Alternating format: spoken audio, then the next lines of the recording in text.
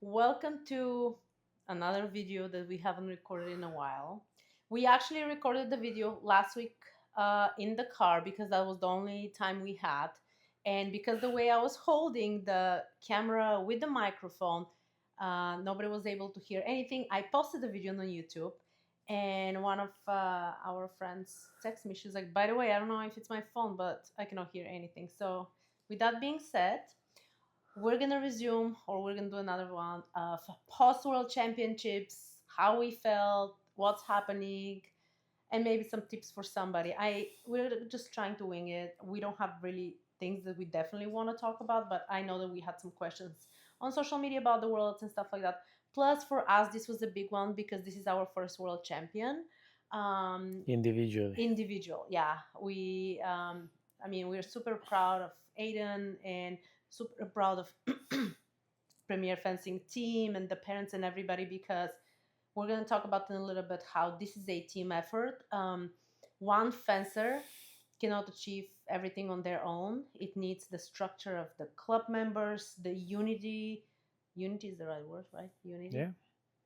Support. and the support and I do know how some people feel, even the teammates sometimes they might feel a little bit of jealousy, which is very normal thing. They're gonna ask themselves why not me and stuff like that, but it's something that I don't have answer for. I just know that we all do our job. The coaches are doing their job. This is like in every club, and you don't know what's on the other side.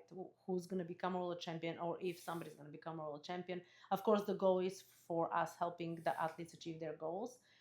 But yeah, but that's kind of the thing. So, what is your mood post worlds? It's good. It's motivational, but I always again remind myself and remind. I want to remind every single athlete and coach that we we as a club.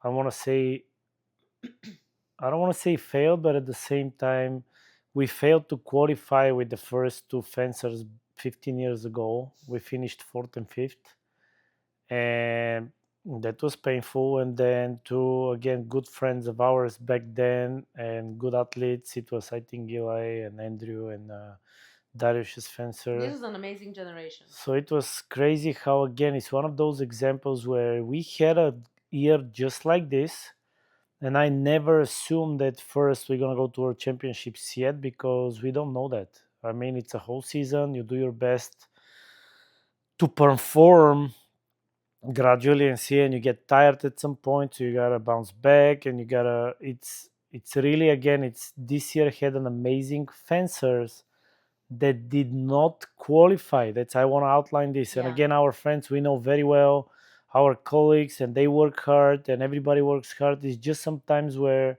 last year we witnessed it ourselves, where Yeah. as much as good as we did, it still wasn't enough. Wasn't good So enough. sometimes it's like just like that. You kind of you do the whole season, and then for me that was I think fifth or sixth world championships that I went, and And you coached. that was your first one. Yeah. And for me again is like I mean I feel very normal being there in a situation. So there is no that excitement, but it almost feels again surreal because again it's like you're there, you give the advice at the moment, but then at the same time like the You don't know tournament's the outcome. over, and then all of a sudden boom, in 25 seconds all the actions were made and now we have a world champion.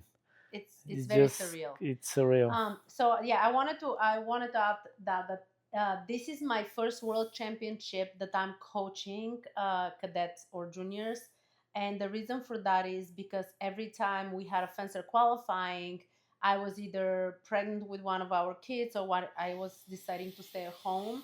And me as a female, and for whoever is a female and watching this, we have the hardest decision we always have to make. It's not like you're choosing your kids over your job. This is never the case. It's more like, can I take those 3 days off to kind of be present? Because I mean, obviously the worlds and Olympic Games are the pinnacle of any sport, right? And let alone to witness your athlete winning a medal. I do remember something so vividly. I was holding Isabel was newborn. She was about a month or 2 months old. I don't know. Chris was with Robert Vidovsky at the Worlds.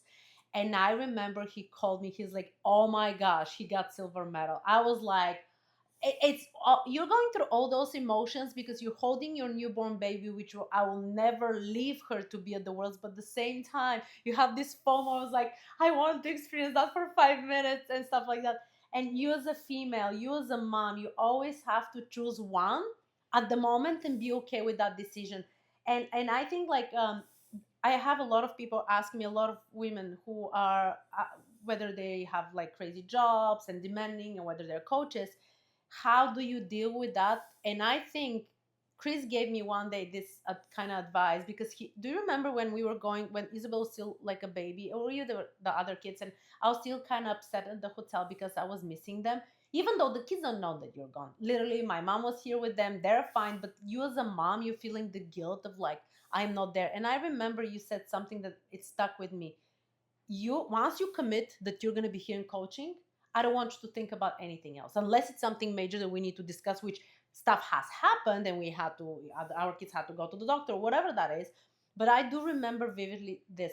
And now when I say I'm going to go to a NAC, yes, I do miss the kids, but I know I made that decision and I have to be committed. And when I'm here and I'm not at the tournament, he knows I don't want to have a call or text message every single second one of our athletes wins or loses or whatever, because I don't want to be there. If I commit to be here, I'm here. If I commit to be there, I'm there. And I think that helped me a lot. But this specific world championship, I do remember when Aiden and Delilah qualified, I told Chris, I really, really want to come to this one. But then the dilemma was because my mom had to go back to Bulgaria to visit my sister, and it was like Isabel had to come with us because we're going to be gone for a week.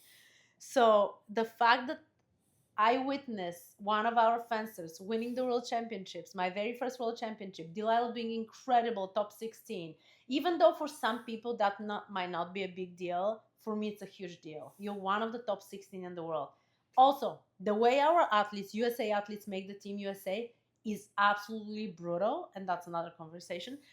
But the fact that even Isabel get to witness with us something so special, and even though I keep telling her, do you know, so and so the day before that, Will Morrill got the silver medal, and I was explaining to Isabel, this is a big deal. You witness history. So the next day, it was funny because we were watching Aiden fencing the final. I'm like, Isabel, this is a big deal. She was like, I already witnessed that yesterday. She's really funny because she loves being with us on tournaments. She loves hanging out with everybody. And it's something special I share with my kid, and that's why I love that they love fencing, so we can share our love for the sport with them. But that was an incredible experience for me overall, and everything else. Do you want to add something? Not really. Yeah. We have this the people are asking us a lot, like, how do we work together so well? I feel like we've never not worked together.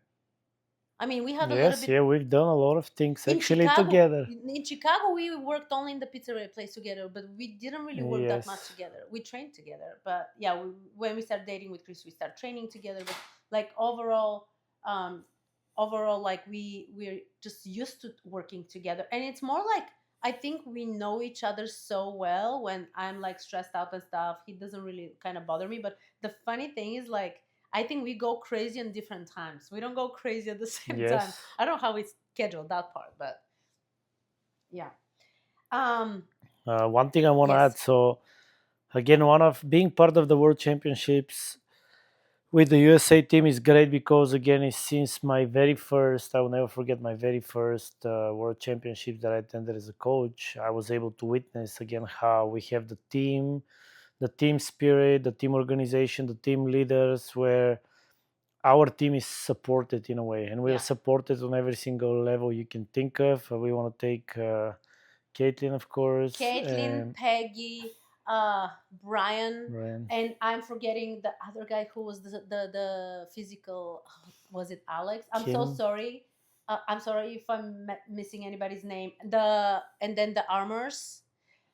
Uh, I forgot somebody's names. I'm so sorry, but anyway, the entire staff that was with us at the Worlds, I want to give you guys so much credit for what you do. It has been incredible experience for me, and I want one day if my kids make Team USA to experience the same thing, because us as an athlete, we never got to experience that in our country just because of the financial situation. There's a lot of things that are happening, and that's why I always tell the kids experiencing being part of Team USA is something incredibly special. So I'll leave it at that. Yeah. Yeah, and I mean, again, I just want to again say the word about everyone that didn't make it. Again, is like you keep working hard, because sometimes we know and we acknowledge we could have made it, we were close, but we couldn't. But now, again, it's like remember that part of what we do as coaches and as fencers, we want to get to a good college, we want to get a good degree, we want to perform well, and that's part of it. Sometimes it will add up to this and sometimes it will not. That doesn't mean it's the end of the world. Absolutely. Again, it's Absolutely. like if you get to experiences, that's something extra that can help you going forward. Yeah. We do talk a lot with the fencers, and they feeling the pressure, like if so and so did this, what about me, and stuff like that. But honestly, everybody has a different path, and one thing I always mention is like you don't know what they gave up to be where they are, and whether you're willing to do the same. I don't want to live anybody else's life. I just want to live my life. But I am inspired by a lot of people. Yes, but I'm not jealous of people's success because I have my own path, and what I pave and what I build and what we build, it's for us. Others are inspiring me greatly. Like one of our very close friends is Achiko from Scarsdale. Um, I admire him for his good heart so much, and we have other incredible amount of people, of course, coaches in USA. I just love people with good heart and people who don't let the fame, or I mean, I don't know, in fencing we can say fame, but I'll say the results that they have achieved change them. And I know Achiko for the longest time ever, and it being a good human being opens so many doors, and it's incredible. And I love surrounding myself with the coaches. MFC has incredible coaches. South Bay. I just don't want to miss somebody. I really don't want to miss somebody because we have a lot of Well, we've friends. known Terence forever. Terrence from Nelia, We know Darius many from from New York, yeah. Darius from Just DC. you guys know who you are, and if I miss your name, it's not personal. But I'm saying that like when I came to United States, the the field of the coaches was nasty. They were nasty with each other. That was my experience when we were starting first with the club. There Yeah. was no respect towards us or anybody. Almost like you're nobody, whatever, whatever. Now I do love the people that we are surrounded by, and I'm proud that we reached that level because probably everybody realized that. Like, I mean, we're suffering equally. We're going through ups and downs. Our mental health, our physical health, No, and we go through the same yeah, thing because we have our personal life, but then at the same time, it overlaps a lot with what's going on. Whoever does fencing to a different competitive levels, because the more involved you are, then the more paths that are coming. So you yeah. just gotta be again, is a newer coach or younger coach, somebody that is, then you got just gotta be patient. You gotta be focused. You gotta work on improving yourself every single Absolutely. day. And ask questions. Ask questions whoever has been here longer, whoever kind of you feel like you can communicate with those people that are approachable, because we've been asked many questions about certain things. I will never say no to answer certain question, whether it's a business question, whether it's coaching, whether it's whatever that is. That's why I post so much on my Instagram, because I wish I had those resources when I was younger, whether it's for athletes or coaches or parents. So yeah, don't feel free to ask us any questions, message us on Instagram or whatever you feel it's right for you. Did you have any feel that the day of the tournament where Delilah and Aiden fans will be different? I was just thinking Not about it. really different. I mean, every time I approached the day of the event, we were there for 3 days prior. We trained, and like the day's coming. And for us, for me, it's almost I've been there, I experienced it. Now they were the ones that they had to experience it for the first time, Yeah, and that's important because again, it's like I'll never forget before when I would go to the Cadet World Cups, that there are some fencers that stress out, and I always give them advice because I've done this for 20 years. So now I want to do my best to put them in the situation or the feeling I'm in. Because again, it's like I try not to feel nervous anymore because I'm there to to help and support as much as I can, and I don't want to be the one causing Yeah. problems or Yeah. issues. Or I want stress to out be the there kids. to, again, the day of the event. Again, we see different things. Not enough time to warm up. Too much time to warm up. Yeah. It's really, you got to make sure that you visualize, because you really have one day to do this. You cannot really sabotage yourself, and that's easier said than done. I've Mm-hmm. seen with my own eyes so many situations where people were able to handle it, people that were crushing, people that would crush and put it back together.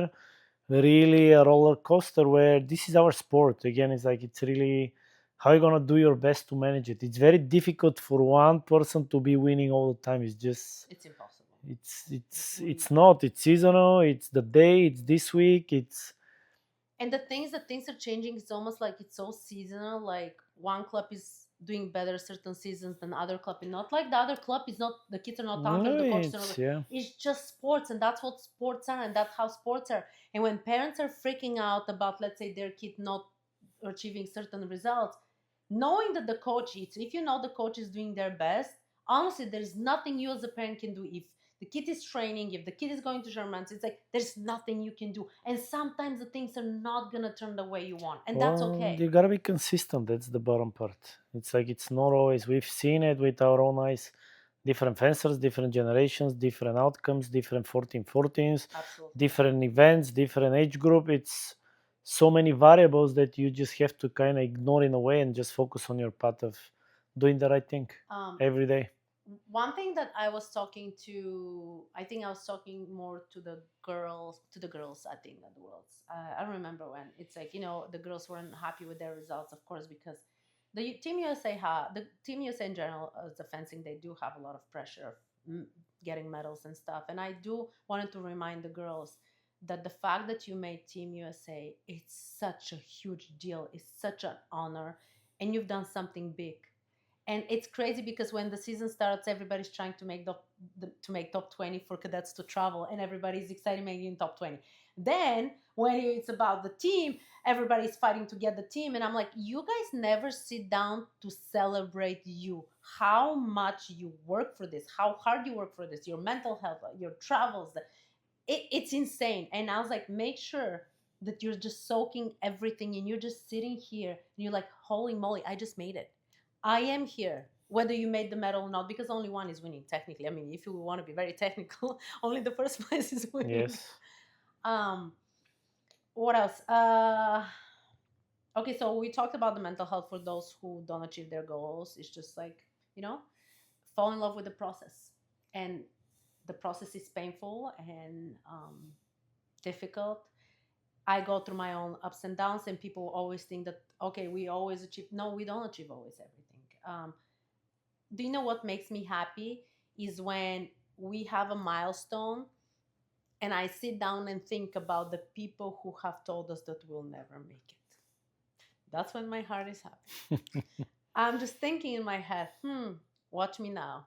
And you need that motivation. Obviously, I'm not doing the things for people, but you need that kind of internal fire. So I always tell people, when somebody tells you you cannot do something, fire, light the fire in you, and get No, going. you just gotta be motivated, and you gotta find, if one thing motivates you today, it can be different thing that motivates you tomorrow and next year and next month. And it's, you gotta look at something to challenge you, to make sure that, again, it's like you do something to make yourself better. Hmm. Because you can be stubborn and be just you and do the same thing that you do, and And things there's don't nothing to happen, change or it. you gotta change things, like the fencer, to be able to correct your mistakes. The simplest way, if you guys want to change, if you're athletes or fencers and are watching this video, if you want to change, if something doesn't go your way, instead of being super upset, just sit down with yourself and ask yourself, what can I do about it? What should I change about it? Just because sometimes, even with the footwork, if you're not happy with your footwork during bouts,